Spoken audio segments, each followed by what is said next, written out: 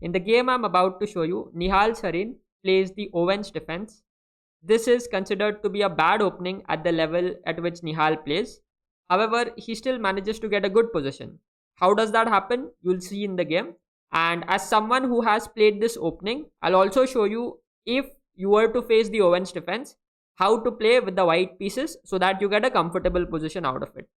So without wasting any further time, let's get started. So white plays the move e4. Nihal now plays the move b6, and this marks the beginning of the Owens defense opening. Now after d4, we have bishop b7. As you can see, black is not fighting for the center with his pawns, and that usually means he will have less space, and at the same time white will have a much easier time to develop his pieces just because he has more space. Another note, this game was played in the Global Chess League sponsored by Tech Mahindra. Nihal is playing for PBG Alaskan Knights, whose team owner and the team coach, Grandmaster Abhijit Kunte, happens to be from the same city as I come from. And if you also come from the same city, don't forget to drop a hi in the comment section. And with the white pieces, we have Bjerre Jonas, who is playing for the American Gambits. And a fun fact is, the American Gambits, one of the part owners of the team is the spin legend Ravichandran Ashwin. And their star player is Hikaru Nakamura, as it should be. Very fitting. So we have bishop b7. White plays the move bishop d3, protecting the pawn. Now black plays the move e6, and after knight f3, Nihal goes d5. As the principle goes, you want to fight for the center. Nihal is now doing that. Now the best move here for white is to go into d5. Okay, I would often play this position against Fritz, which is a chess computer, a chess engine, and Fritz would always take e into d5. And I didn't understand why it played this move, because after e into d5, the structure is symmetrical and it may seem that black has a good position, or black has equalized. But white here plays short castle, and often after rook e1 check, often this black king gets stuck in the middle of the board, and it could get really dangerous for black very quickly. Another option here is after e into d5, black could play bishop into d5. But the problem with this move is white will simply continue to develop normally. And the thing here is, black wastes time playing bishop d5 and bishop b7. So he's basically moved this bishop a lot, and this gives white a very quick development.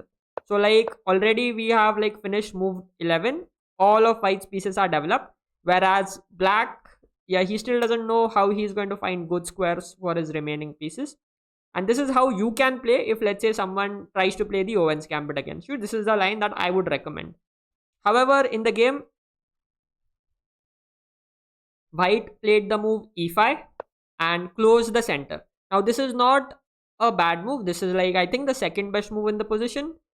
But I personally think that it just makes it much more comfortable for black to play, since now he can take his time, maneuver his pieces, and get them to decent squares. We have e5 on the board. Nihal plays c5, attacks this pawn, c3 to keep the structure intact. Now Nihal plays a very stylish knight maneuver, that is knight e7.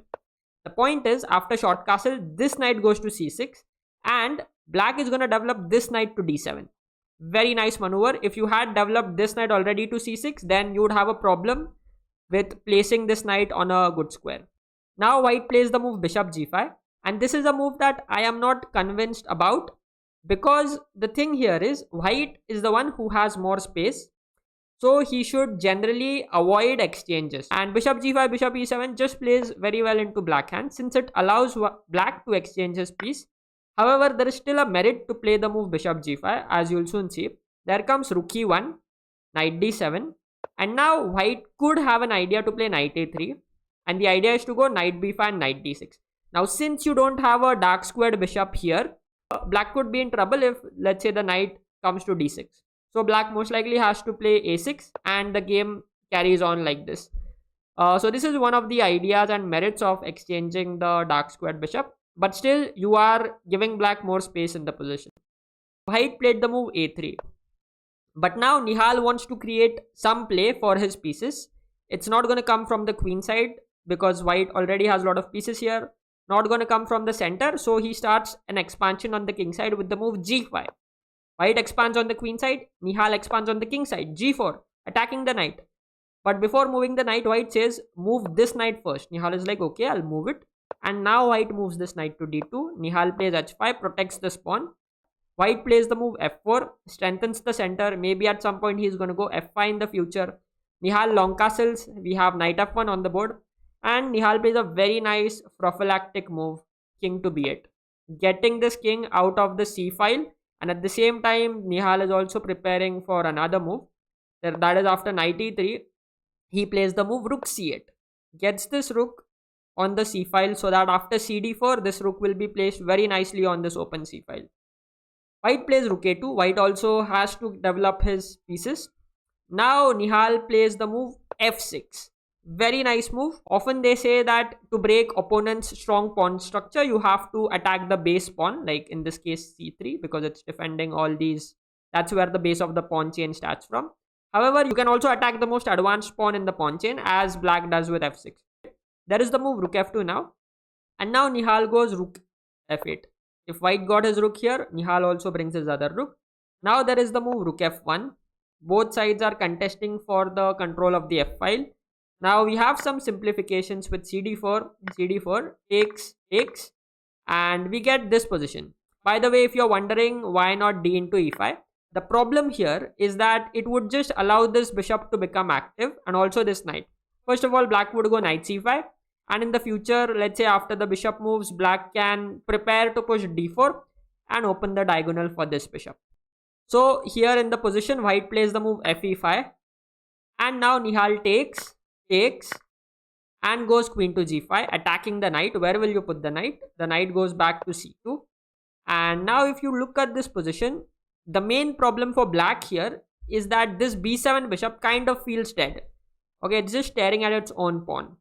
At the same time, you can say that this knight is also inactive, but it can be maneuvered to a better square. So now Nihal's play revolves around how he can activate all his pieces, especially this bishop. So first he goes knight c4, gets this inactive knight which was on the edge of the board to the center. Bishop drops back to f1.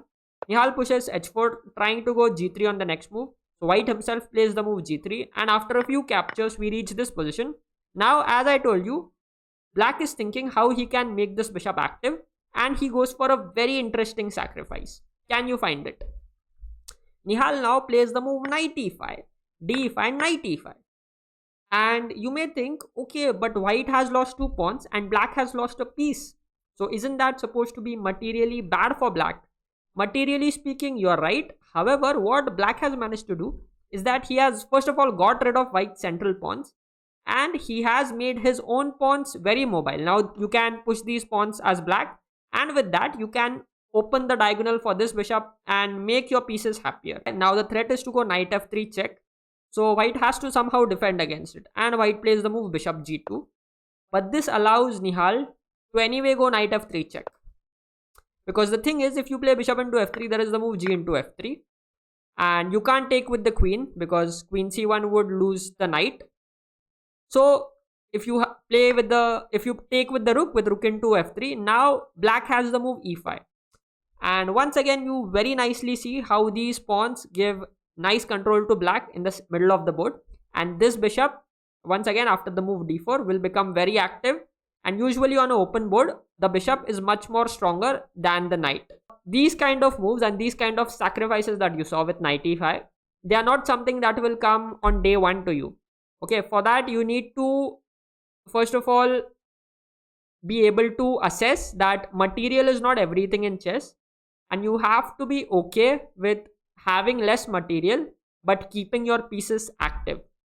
Okay, I have already talked about an important mindset that you need to have as an attacking player. I'll leave a link to that video somewhere on the screen, so you can also check that video out. Instead of all this, white after knight f3 check didn't take bishop into f3. Instead, he went king f1. Now Nihal plays the move d4 and activates this bishop and poses another threat. There is a threat to the pawn on b5, and white could have played a4 and protected this. This was the best move. However, white played the move knight d2, and unfortunately after queen into b5 check, he's in a bad position. This king cannot go anywhere. The only way to get out of a check is to put something in the middle, and that is the rook. Now Nihal simply plays the move d3, and in this position, seeing that there is no way to defend any of the piece, White resigned and Nihal won the game. In the video, I briefly touched on an important mindset that every good attacking player has. If you want to learn about it, I highly recommend you check this video right here.